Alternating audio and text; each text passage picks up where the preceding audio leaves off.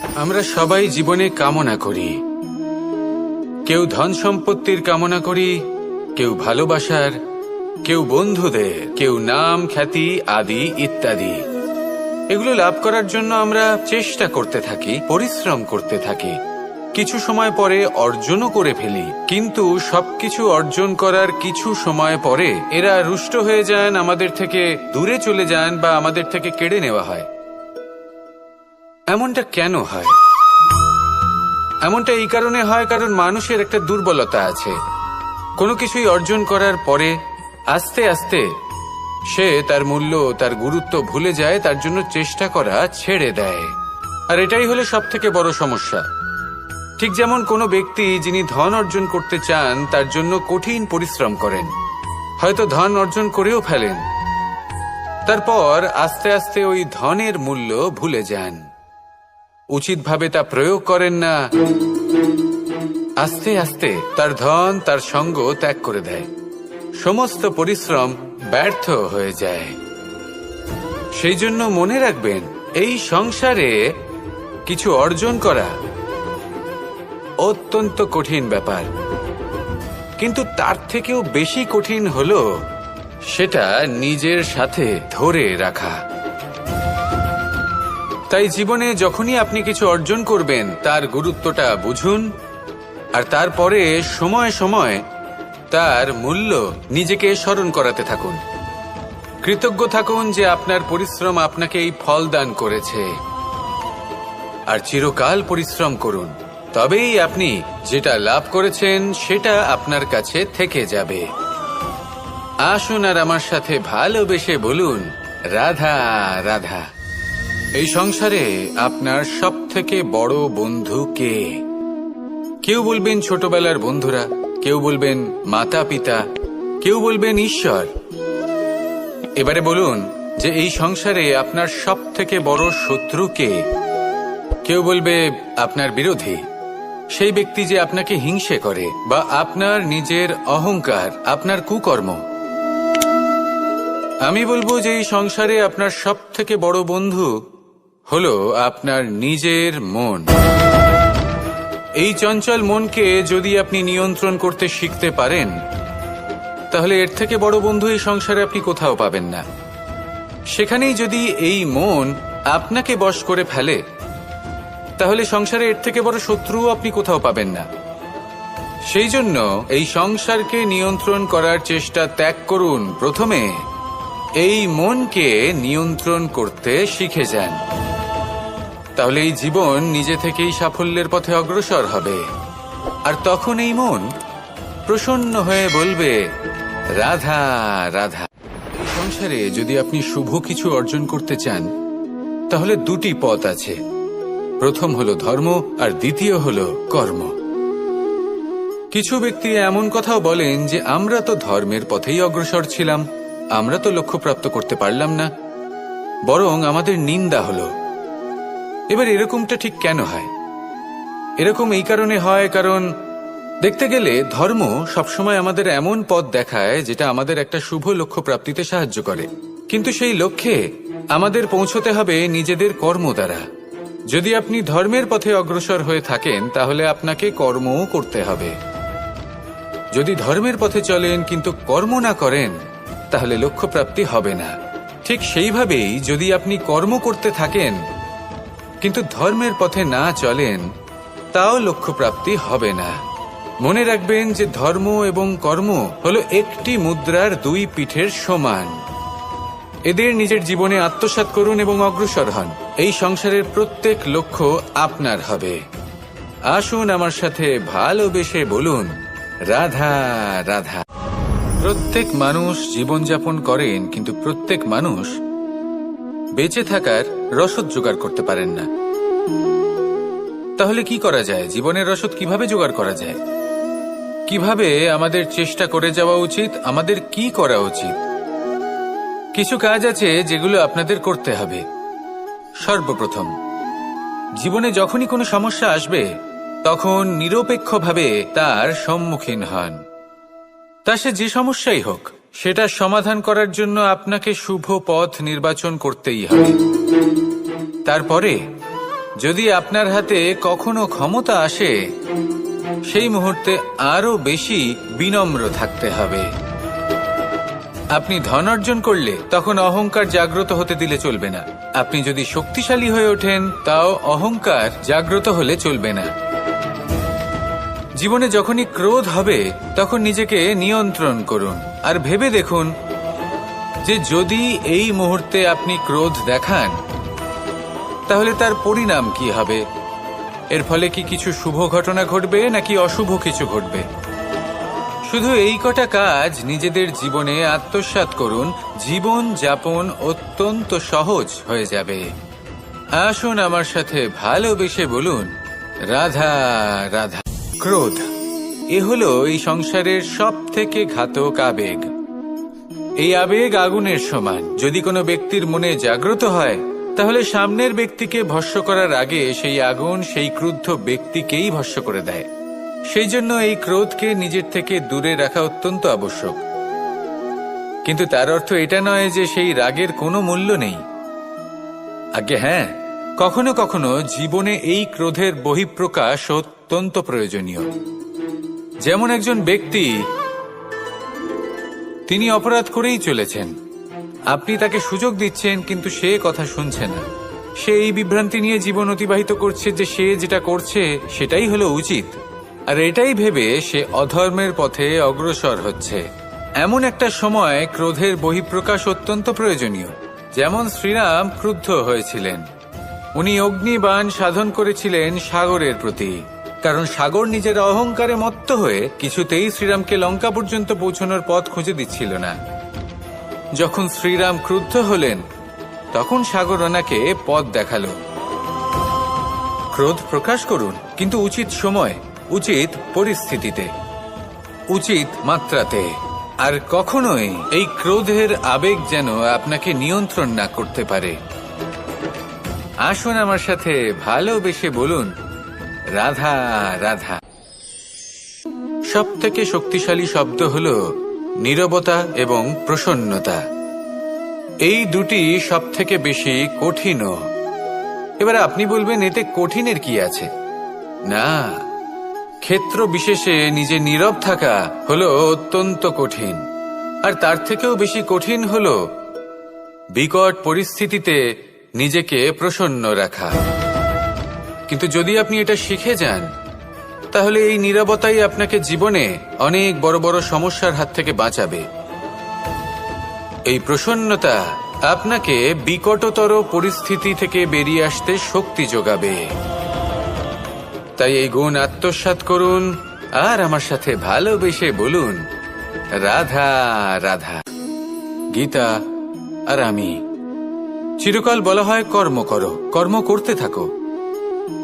কিন্তু শুধুমাত্র কর্ম করাটাই পর্যাপ্ত নয়। কর্ম কিভাবে করা হচ্ছে, কোন দিশায় করা হচ্ছে, সেটা বুঝতে পারাটাও অত্যন্ত আবশ্যক।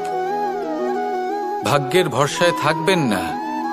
ভাগ্যের দ্বার যদি বন্ধ থাকে, তাহলে নিজের কর্ম দ্বারা আপনি সেই দ্বার খুলে দিতে পারেন। এবার আপনার পথে যদি কোনো বড় পাহাড় চলে আসে, তাহলে আপনি কি করবেন? ভাগ্যের ভরসায় বসে থেকে হাহাকার করলে তো হবে না। ভাববেন যে আমার ভাগ্যে এটা লেখা আছে, তাই এই সমস্যা নিজে থেকেই পথ থেকে সরে যাবে। না, আপনাকে কর্ম করতে হবে।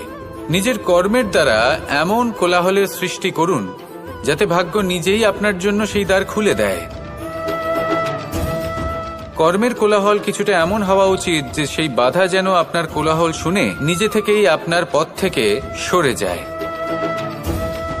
কর্ম করুন, কিন্তু এটা ভেবে কর্ম করুন যে কিভাবে আপনি কর্ম করছেন, কোন দিশাতে আপনি কর্ম করছেন।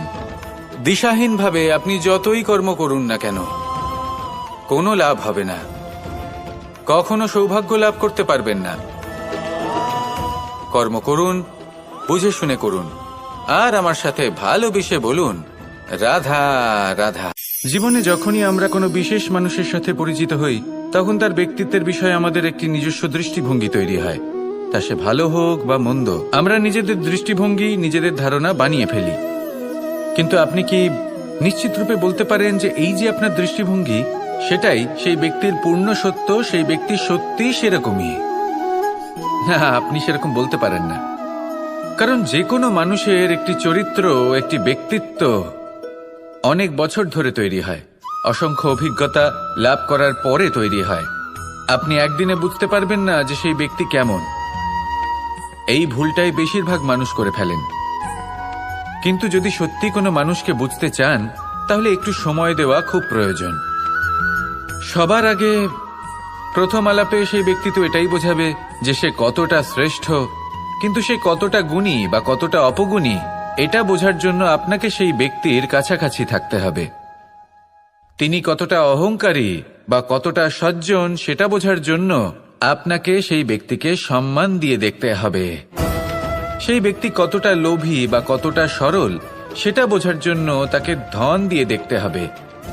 সেই ব্যক্তির কতগুলো খারাপ গুণ আছে সেটা বোঝার জন্য সেই ব্যক্তিকে স্বাধীনতা দিয়ে দেখতে হবে। তবেই তাকে আপনি বুঝতে পারবেন। যে কোনো মানুষকে বোঝা, তার ব্যক্তিত্ব বুঝে ওঠা এতটা সহজ কাজ নয়। যতক্ষণ কোনো ব্যক্তির ব্যক্তিত্ব সম্পর্কে স্পষ্ট ধারণা না হয়, ততক্ষণ সেই ব্যক্তির সাথে সম্পর্কে অগ্রসর হওয়া উচিত হবে না। আসুন আমার সাথে ভালোবেসে বলুন, রাধা রাধা। আমরা সবাই জীবন সুখ আর শান্তিপূর্বক অতিবাহিত করতে চাই। আমরা সবাই এটাই চাই যে আমরা সবাই স্বাধীন থাকব, আর এই স্বাধীনভাবেই আমরা জীবনে অগ্রসর হব। আর যখন কোনো ব্যক্তি আমাদের এইসব কিছু করতে বাধা দেন, তখন আমরা তার উপর রুষ্ট হই। কিন্তু সত্যিটা ঠিক এর বিপরীত। কখনো কখনো এই ব্যক্তি অজান্তেই আমাদের এটা ভাবতে বাধ্য করে দেয় যে আমরা যেটা করছি সেটা কোথাও অনুচিত নয় তো। জীবনে অগ্রসর হতে হতে, সুখ খুঁজতে খুঁজতে, স্বাধীনতা খুঁজতে খুঁজতে আমরা অনুচিত কিছু করছি না তো। এটা বোঝা অত্যন্ত প্রয়োজনীয়। আর এটাই আমরা বুঝবো একটা উদাহরণ দ্বারা। কখনো কোনো উপবনে যাবেন আর গিয়ে ওখানকার মালিকে দেখবেন কি করে। কিছু সময় অন্তর ও ঘাস আর আগাছা কেটে পরিষ্কার করে। আর এরকমটা কেন করে? সে নিজেই তা রোপণ করে, নিজেই পরিশ্রম করে, আর তারপর নিজের পরিশ্রমকে কেটে ফেলার কি অর্থ হতে পারে? এরকমটা সে কেন করে? এরকম সে করে যাতে ঘাস এবং চারা সবাইকে নিয়ন্ত্রণে রাখতে পারে, আর সেই উপবনকে সে সুন্দর এবং মনোগ্রাহী করে রাখতে পারে। এটাই হলো ওর উদ্দেশ্য। এবার ভাবুন যে সেই ব্যক্তি আপনার জীবনে সেই কাজটাই করছে। আপনার জীবনে সে মালি হয়ে আসে, আর কোনো শুল্ক ছাড়াই আপনাকে সে আরো উত্তম ব্যক্তি করে তুলছে। তাই মনে মনে ওনার প্রতি কৃতজ্ঞ থাকুন, আর আমার সাথে ভালোবেসে বলুন, রাধা রাধা। আমাদের জীবন হলো একটি যাত্রাপথ, একটি প্রতিযোগিতা। আর এই প্রতিযোগিতায় এগিয়ে থাকার জন্য, জয়লাভ করার জন্য আমরা সবাই কোনো না কোনো সাহায্য খুঁজি।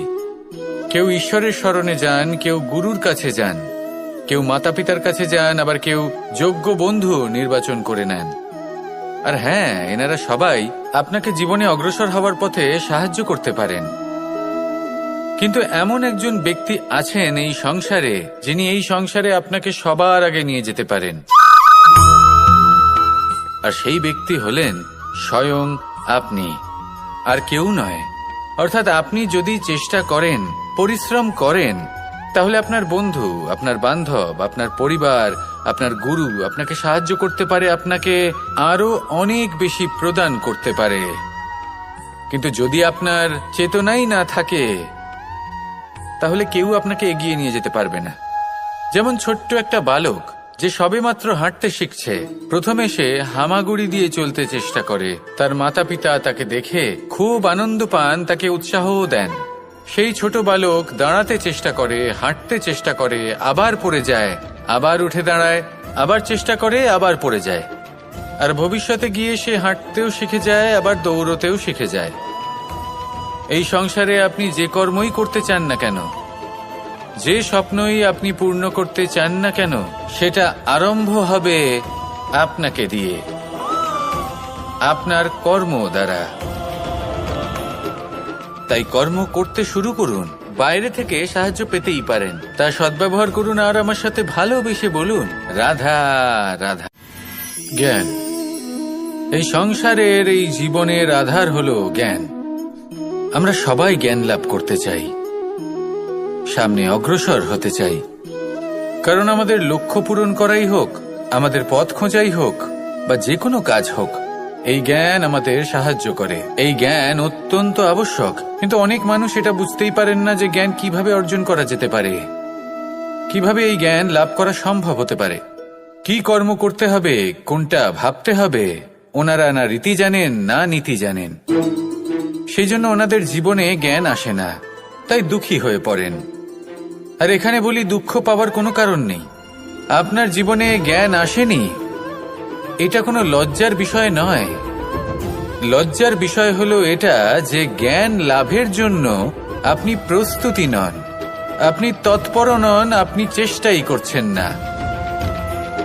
অজ্ঞানী হওয়া কোনো খারাপ বিষয় নয়, কিন্তু জ্ঞান লাভের পিপাসা না থাকা, এটা হলো সবথেকে বড় দোষ। তাই সবসময় জ্ঞান লাভের জন্য প্রস্তুত থাকুন আর চেষ্টা করতে থাকুন। আসলে নির্বাচনটা আপনাকে করতে হবে যে আপনি অজ্ঞানী থেকে জ্ঞানী হয়ে উঠতে চান, নাকি জ্ঞানী থেকে আবার অজ্ঞানী হয়ে উঠতে চান। আসুন আমার সাথে ভালোবেসে বলুন, রাধা রাধা। আমাদের জীবন হলো একটি যাত্রাপথ, একটি প্রতিযোগিতা। আর এই প্রতিযোগিতায় এগিয়ে থাকার জন্য, জয়লাভ করার জন্য আমরা সবাই কোনো না কোনো সাহায্য খুঁজি। কেউ ঈশ্বরের শরণে যান, কেউ গুরুর কাছে যান, কেউ মাতা পিতার কাছে যান, আবার কেউ যোগ্য বন্ধু নির্বাচন করে নেন। আর হ্যাঁ, এনারা সবাই আপনাকে জীবনে অগ্রসর হওয়ার পথে সাহায্য করতে পারেন। কিন্তু এমন একজন ব্যক্তি আছেন এই সংসারে, যিনি এই সংসারে আপনাকে সবার আগে নিয়ে যেতে পারেন। আর সেই ব্যক্তি হলেন স্বয়ং আপনি, আর কেউ নয়। অর্থাৎ আপনি যদি চেষ্টা করেন, পরিশ্রম করেন, তাহলে আপনার বন্ধু, আপনার বান্ধব, আপনার পরিবার, আপনার গুরু আপনাকে সাহায্য করতে পারে, আপনাকে আরো অনেক বেশি প্রদান করতে পারে। কিন্তু যদি আপনার চেতনাই না থাকে, তাহলে কেউ আপনাকে এগিয়ে নিয়ে যেতে পারবে না। যেমন ছোট্ট একটা বালক যে সবেমাত্র হাঁটতে শিখছে, প্রথমে সে হামাগুড়ি দিয়ে চলতে চেষ্টা করে। তার মাতা পিতা তাকে দেখে খুব আনন্দ পান, তাকে উৎসাহও দেন। সেই ছোট বালক দাঁড়াতে চেষ্টা করে, হাঁটতে চেষ্টা করে, আবার পড়ে যায়, আবার উঠে দাঁড়ায়, আবার চেষ্টা করে, আবার পড়ে যায়। আর ভবিষ্যতে গিয়ে সে হাঁটতেও শিখে যায়, আবার দৌড়তেও শিখে যায়।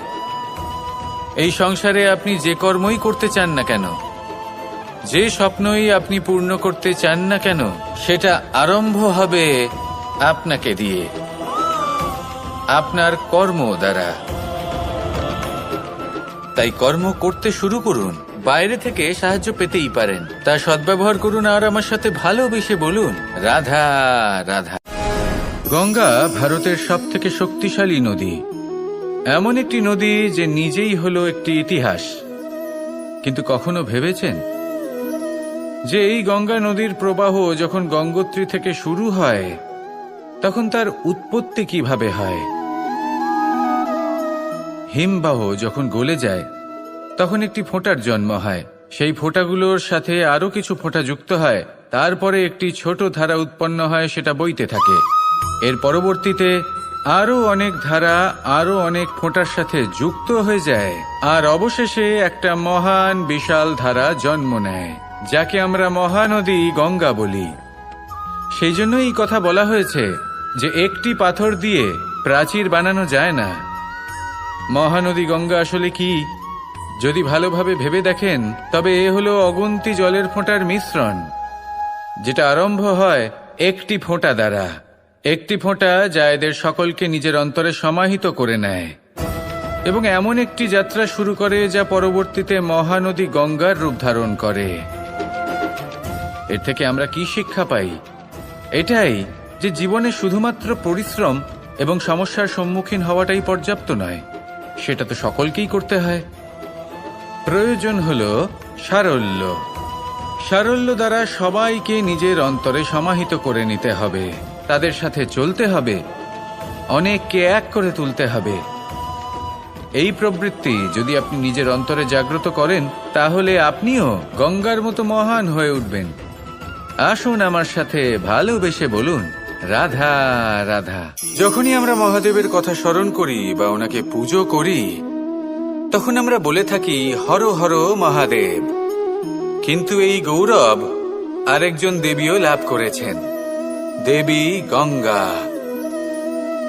যখন আমরা গঙ্গা নদীতে প্রবেশ করি, সেই জলকে হাতে নিয়ে আমরা বলি হর হর গঙ্গা। ভেবে দেখুন, ভারতে এবং এই সংসারে এত সংখ্যক নদী রয়েছে, কিন্তু এই গৌরব, এই সম্মান, এই মহানুভবতা শুধুমাত্র দেবী গঙ্গাই লাভ করেছেন। এমন কেন? কারণ দেবী গঙ্গা যে স্থান থেকে প্রবাহিত হতে শুরু করেন, সেই স্থান থেকেই এই সংসারের সিঞ্চন শুরু হয়ে থাকে। নিজের সঞ্জীবনী শক্তি দ্বারা উনি এই সংসারের মঙ্গল করেন। মানুষের অন্তরের সেই পাপ, নেতিবাচক বোধ, সেই মালিন্য উনি নিজের অন্তরে সমাহিত করেন, সেই মানুষের শুদ্ধিকরণ করেন, আর তার বদলে কিছুই চান না। ঠিক সেভাবেই আমাদের জীবনে এমন কিছু মানুষ আছেন, যদি আমরা তাদের সাহায্য করতে পারি, বিপদ থেকে বেরিয়ে আসার জন্য তাদের প্রেরণা যোগাতে পারি, ওনাদের শক্তি প্রদান করতে পারি, ওনাদের দুঃখ ও যন্ত্রণা আমরা হরণ করতে পারি, আর তার বদলে কিছুই না চাই, তাহলে আমরাও মহান হওয়ার পথে অগ্রসর হয়ে যেতে পারি। হয়তো সেই দিন সকলে আমাদের জয় জয়কার নাও করতে পারেন, কিন্তু সেই দিন আমরা হর হর মহাদেব, হর হর গঙ্গা এই দুই কথার সার অবশ্যই বুঝতে পারব। আসুন আর আমার সাথে ভালোবেসে বলুন রাধা রাধা।